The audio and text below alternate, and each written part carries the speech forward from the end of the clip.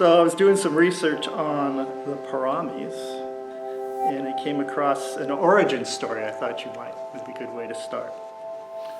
So it's about the ascetic, and his name was Sumedha. So it starts out, 4 incalculables and 100,000 eons before our present age, which is to say a very, very long time ago. So I came up with what an incalculable was. So here's the definition of an incalculable. If a mountain bird with a silk scarf flies by a mountain every 100 years, how long would it take to wear down the mountain? Oh, wow. Yeah. And a incalculable is 100,000 of those. So we're talking 4 incalculables and 100,000 eons ago. There was a ascetic named Sumedha, and he was on his path to arhatship. And what that means is he would be liberated in this lifetime and would not be reborn again. That's in the Theravadan branch of Buddhism. That's kind of the goal, not to get reborn again. He received word that a fully self-awakened one, a Buddha named Dipankara, was teaching in a town nearby. He traveled there and found Dipankara Buddha being venerated in a long procession attended by most of the townspeople. Sumedha was immediately touched with deep reverence upon seeing the noble bearing and vast tranquility of the Buddha. He realized that to become an arahant would be of great benefit to humankind, but the benefit to the world of a Buddha would be immensely greater.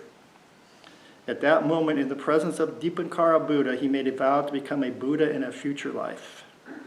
This marked his entry in the path of a bodhisattva, a being bound for Buddhahood. So a bodhisattva is a more realized, liberated being. They vow to come back, not to come back to teach others. And that's more of a definition of a Buddha over an arhat. Just then, Sumedha noticed that the Buddha was about to walk through a patch of wet mud. Spontaneously, out of great devotion, he threw his body down in the mud and invited the Buddha and his Sangha to walk over him rather than dirty their feet. As the great teacher passed, Dipankara Buddha read Sumedha's mind and understood his aspiration and predicted that the ascetic Sumedha would fulfill his vow to become a Buddha at a time 4 incalculables and 100,000 eons in the future. It was also revealed that Sumedha that had he not made the aspiration to become a Buddha, he would have realized full enlightenment by that day listening to a discourse from Dipankara Buddha. That would have ended Sumedha's own suffering and also his chain of rebirths. But the Bodhisattva chose to devote inconceivable lifetimes of practice to gain the ultimate goal of Buddhahood. Having resolved on this goal, Sumedha then retired to his cave to reflect. How can I make this vast journey, he wondered. What aspects of mind and heart do I need to develop in order to become a Buddha? As he reflected, he saw that there were 10 wholesome qualities that he would need to be brought to strength and maturity. The factors that came into his mind one by one are our 10 paramis, or 10 perfections. Generosity, virtue, renunciation, wisdom, energy, patience, truthfulness, determination, loving kindness, and equanimity. He called this set the paramis, which has usually been translated to be perfections. Then he began the journey of innumerable lifetimes to develop the perfection of heart and mind that finally unfolded in his full enlightenment as Gautama Buddha under the Bodhi tree in northern India more than 2,500 years ago. So that's the story of our Buddha, the historical Buddha of our time.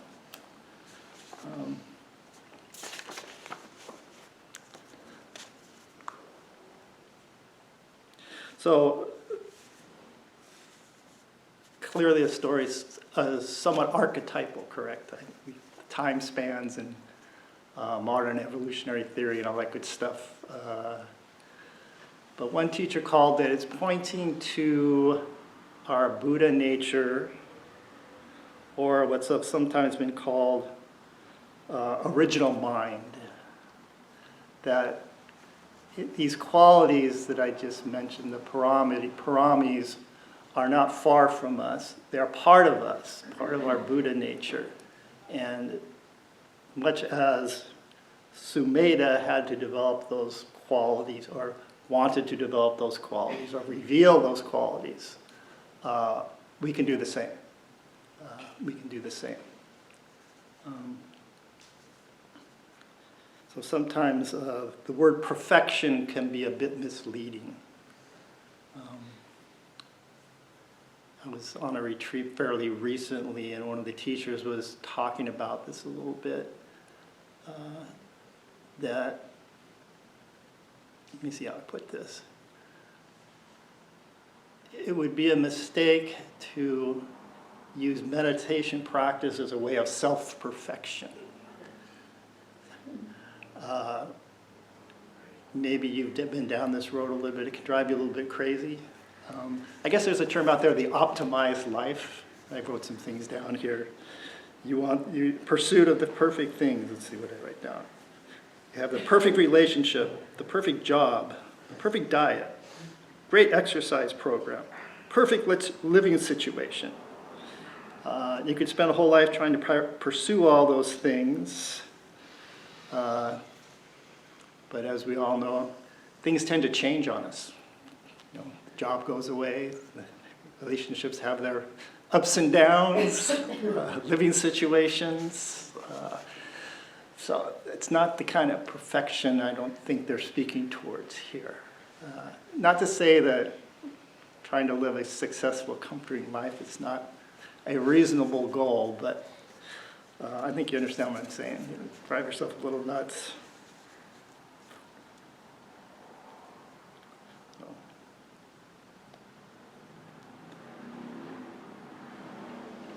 So what are we talking about? The truthfulness here. A certain sense of inner purity. It comes from truth. You may have noticed, just in the terms of honesty, not lying, life is much simpler if you're honest and you're not having to worry about lies you told someone and the stories you made up and things like that. Straightforward, you can just chill out, and life is very much simpler, much calmer, lends itself to much more peace. Let me see, there's a quote here I want to read. This is from Sylvia Borstein, who's been teaching up at Spirit Rock for probably 40 years, I would imagine. Every moment of mindfulness is a moment of truthfulness, of direct knowing, direct and clear understanding. Direct, clear, and true understanding is such a relief. It inspires determination in practice. And when you see the truth of how things are, our capacity for loving kindness or metta increases. So once again, this truthfulness and loving kindness are expression of that Buddha nature, that original nature that we have. So every time you see things in a more truthful manner, that can arise as well. It's reminded me, one time I was here for a day long. I was sitting right over there, and the room was quiet, much like when we were sitting. And then next door, they started to have some sort of gathering, some sort of party. And you could hear all the voices. They kept getting louder and louder. And of course, I was getting, not angry, but, resignated to this was going to be the sit. I was going to, chill out. This is what's happening in the present moment, all that stuff. And then I listened to them a while, and they were really having a good time. And you know how some people get in a crowd and they all laugh at the same time. It goes up and down and up and down.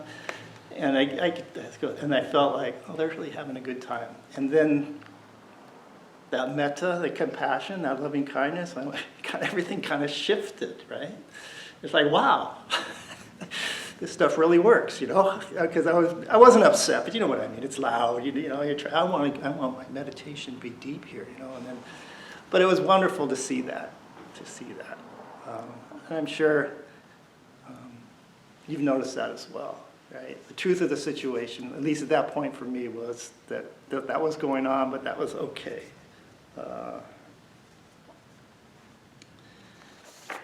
And I have another reading for you.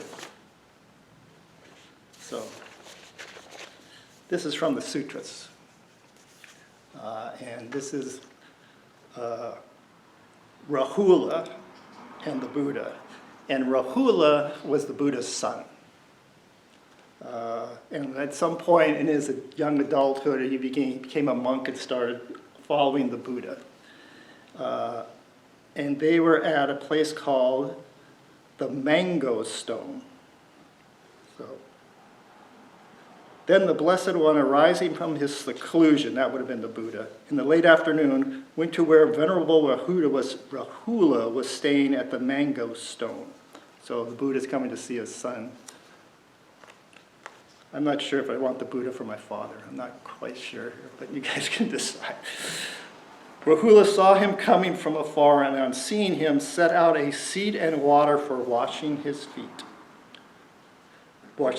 The Blessed One sat down on the seat and set out, and having sat down, washed his feet. Then Rahula, bowing down, sat to one side. Then the Buddha, having left a little bit of remaining water in the water dipper, said to Rahula, "Rahula, do you see this little bit of remaining water left in the water dipper?" "Yes, sir." "That's how little a contemplative there is in anyone who feels no shame at telling a deliberate lie." Having tossed away the little bit of remaining water, the Blessed One said to Rahula, "Do you see how this little bit of remaining water is tossed away?" "Yes, sir." "Rahula, whatever there is a contemplative in anyone who feels no shame at telling a deliberate lie is tossed away just like that."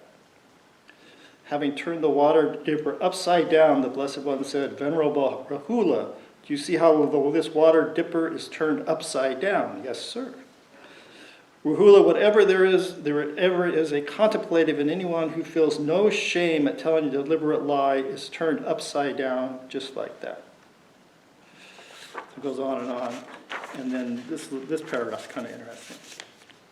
"Rahula, it's like a royal elephant, immense, pedigreed, accustomed to battles. Its tusks, like the chariot poles, having gone into battle, it uses its forefeet and its hind feet, its forequarters and its hindquarters, its head, its ears, its tusks and tail, but will simply hold its trunk back. The elephant trader noticed that, and thinks, this royal elephant has not given up its life to the king. But when the royal elephant, having gone into battle, uses its forefeet and hind feet, its forequarters and hindquarters, its head, ears, tusks, and tail, and in its trunk, the trader notices that and thinks, this royal elephant has given up its life to the king. There is nothing it will not do. In the same way, Rahula, when anyone feels no shame in telling a deliberate lie, there is no evil. I'll tell you he will not do. Thus, Rahula, you should train yourself. I will not tell a deliberate lie, even in jest." So like I said, I don't know. My father would lecture me like that. But there's all kind of suttas where Rahula and his dad are having a dialogue back and forth. So we could do probably a whole talk on that.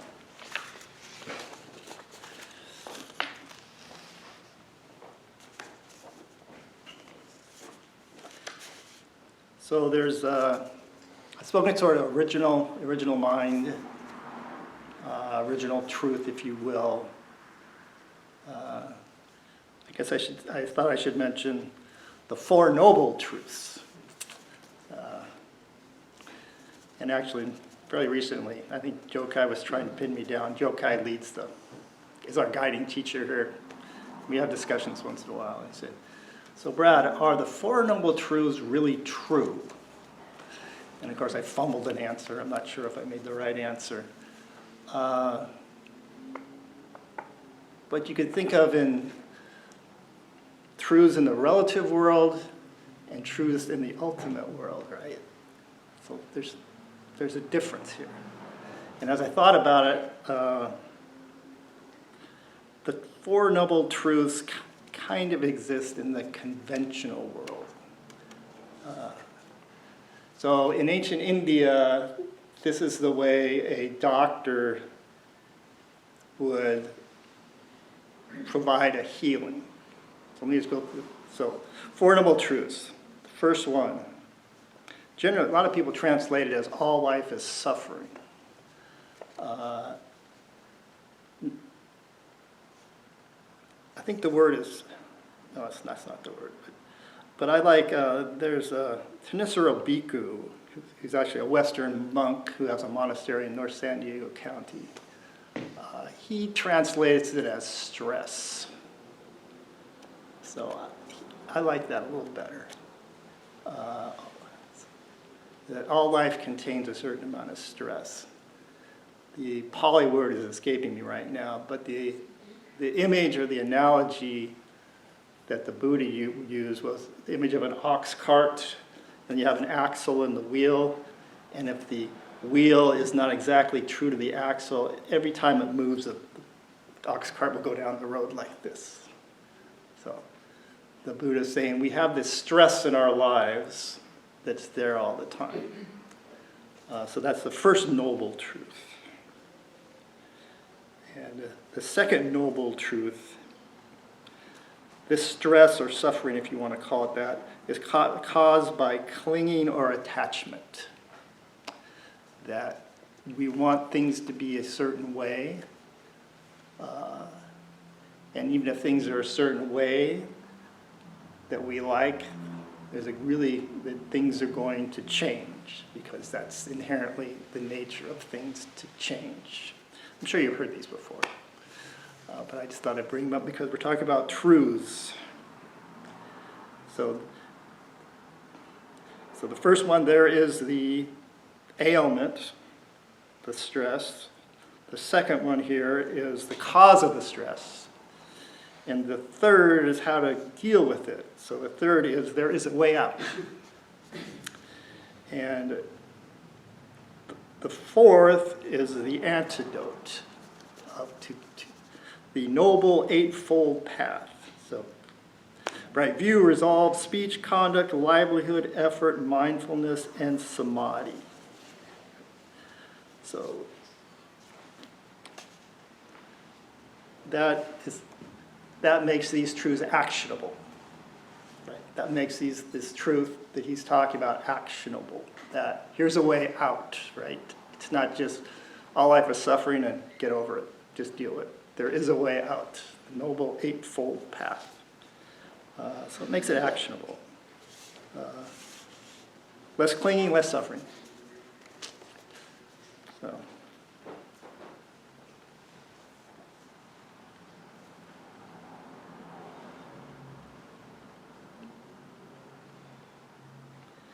And there, another one of the foundational teachings,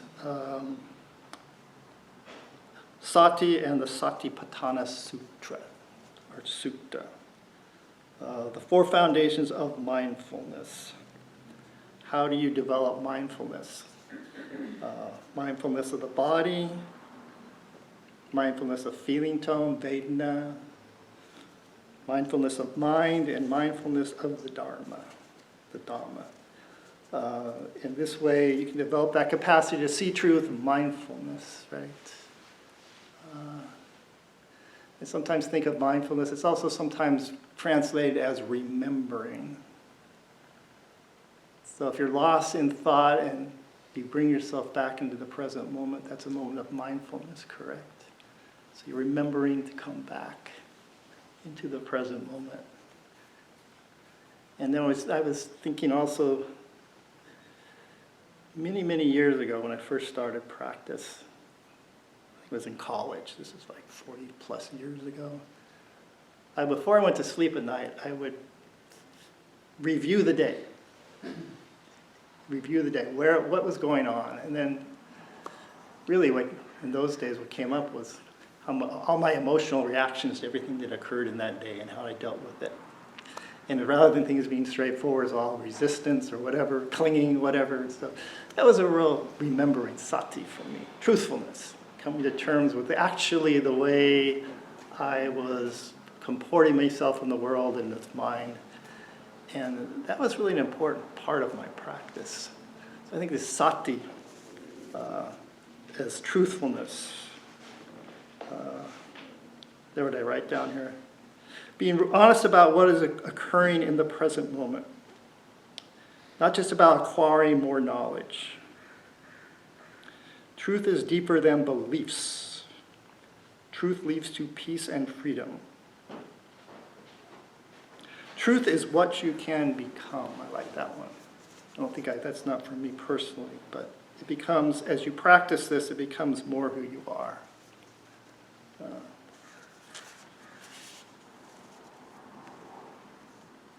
Then as I was researching this, came across Gandhi's work in India, and then of course Martin Luther King's work in America. So you could say that in India, Gandhi was practicing or doing his best to practice truth in action. See if I can find the quotes here, yes. So, most of you know, but Gandhi was leading the struggle to bring India to what he called home rule, because the British had colonized India, I think 100 years earlier. And by all reports, were treating the Indian people fairly badly in terms of taking over their land and riches and destroying their culture. So his truth was that nonviolent struggle in India, he called it satyagraha, to bring about change in India nonviolently. So I got a quote from here. Nonviolence for me is not a mere experiment. It is part of my life. Satyagraha. Nonviolent protest based on truth, non-cooperation, civil disobedience, and the like are necessary deductions from a fundamental proposition that nonviolence is a law of life for human beings. For me, it is both a means and an end. So that was his version of truth, brought into action. And eventually the British did leave India. He was a little disheartened because India was partitioned into India and Pakistan, two separate countries, and that was not done non-violently. And even today we've got issues with that. But he stands an example of that, leading a country into their truth, showing the British their truth. That's the part he wanted.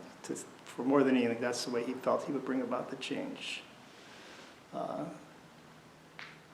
was one of his lines? Was that somebody said, well, we should do this and this to the British. And he said, no, we want the British to leave as friends. We've been with each other for a long time. We want to leave as friends, right? That was one of his great accomplishments, Then Martin Luther King was influenced by Gandhi. And he called his version of satyagraha soul force. So I will quote from him as well here. In the process of gaining our rightful place, we must not be guilty of wrongful deeds. Let us not seek to satisfy our thirst for freedom by drinking from the cup of bitterness and hatred.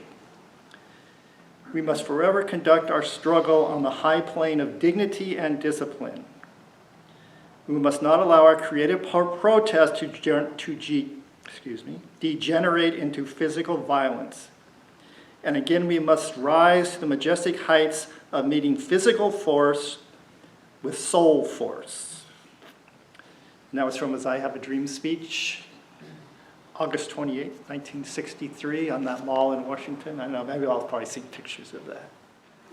Last 2 weeks, the last 12 days in May, I was at a retreat at Spirit Rock. And when you do a retreat like that, They basically say, give me your phone. And if you don't give me your phone, turn the thing off, and we don't want to see it. So you don't talk, and you don't, no contact with the outside world or anything.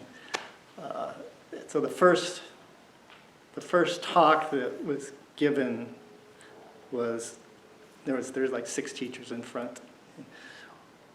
We're well aware of what's going on outside, right? We talked about the political situation, the climate crisis, and all that. He said, we're very well aware of it, but we want to sort of come and do something differently, right? If there's an emergency, of course, we'll tell you. But otherwise, so, yeah, there's a lot going on in our city right now that's, and yes, truthfulness and nonviolence would be, as they mentioned, would be appropriate, I would feel, in the situation as well. The thing about it always attracted me to at least this body of teachings is that the Buddha said, hey, don't, quote unquote, believe me, right? These are open-handed, he called them. I give you these set of practices. I give you these 4 noble actions, truths in the relative world.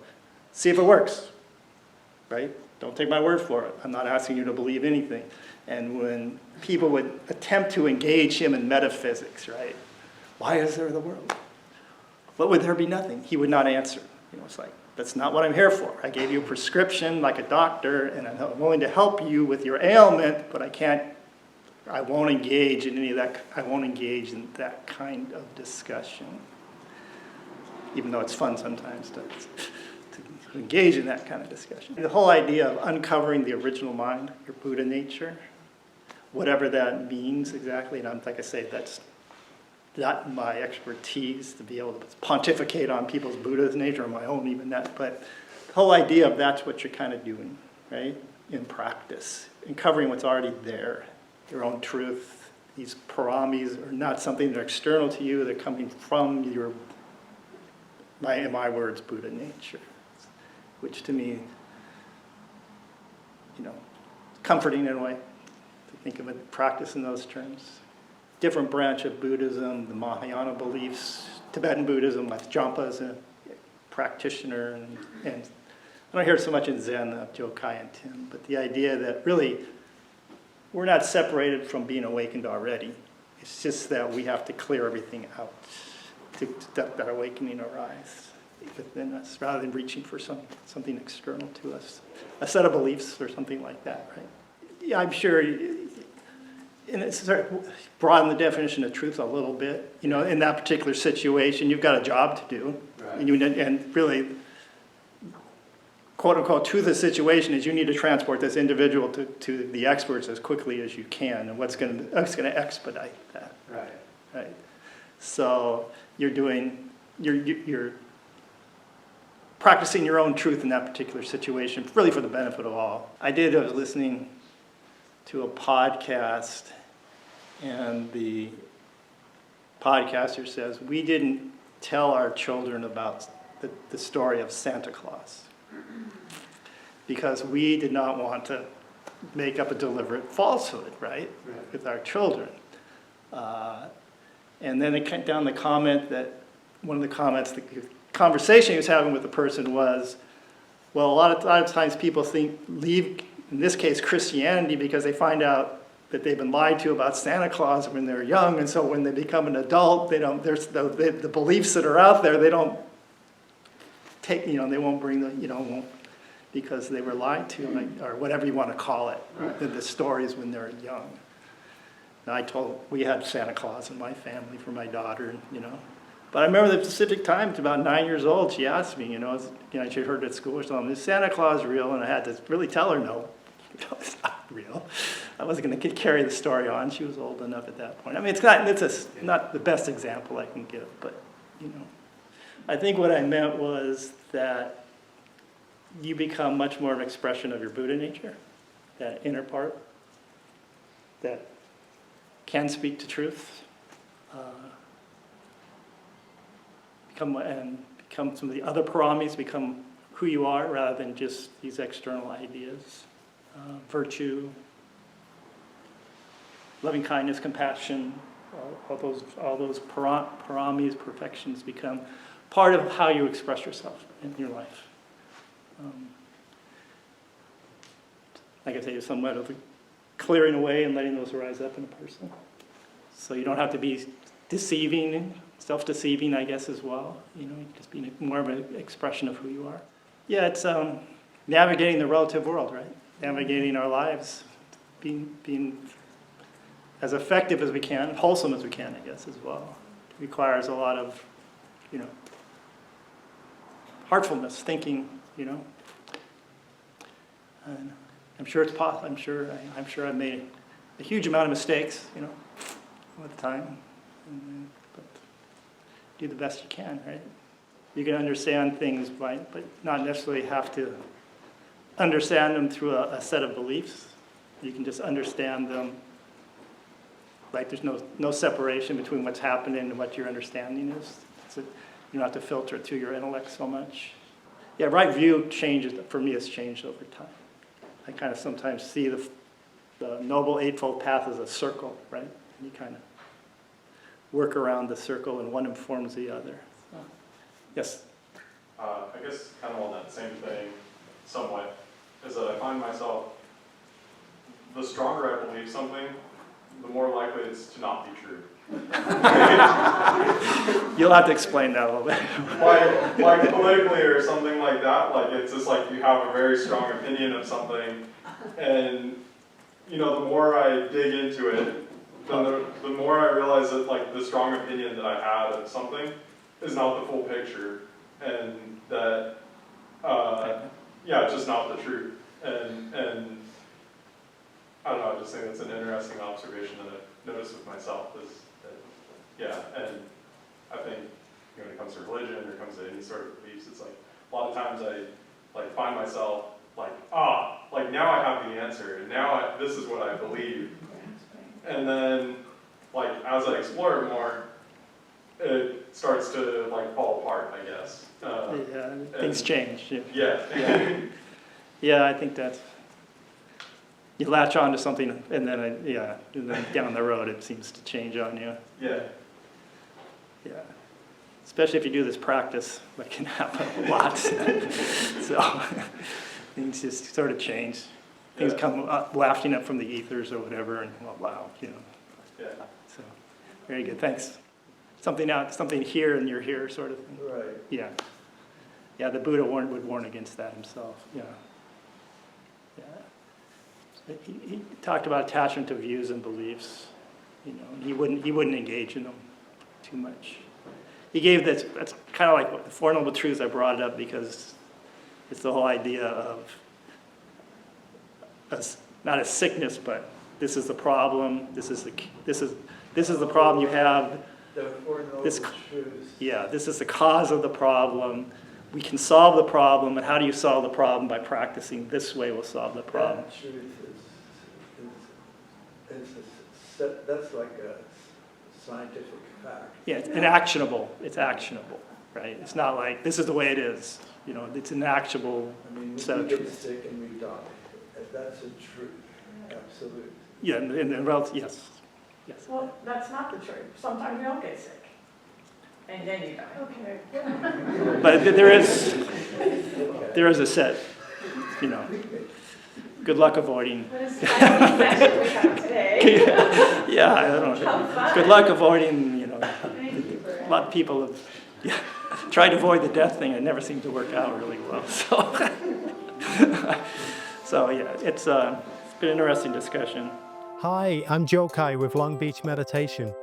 Your gracious generosity make these programs possible.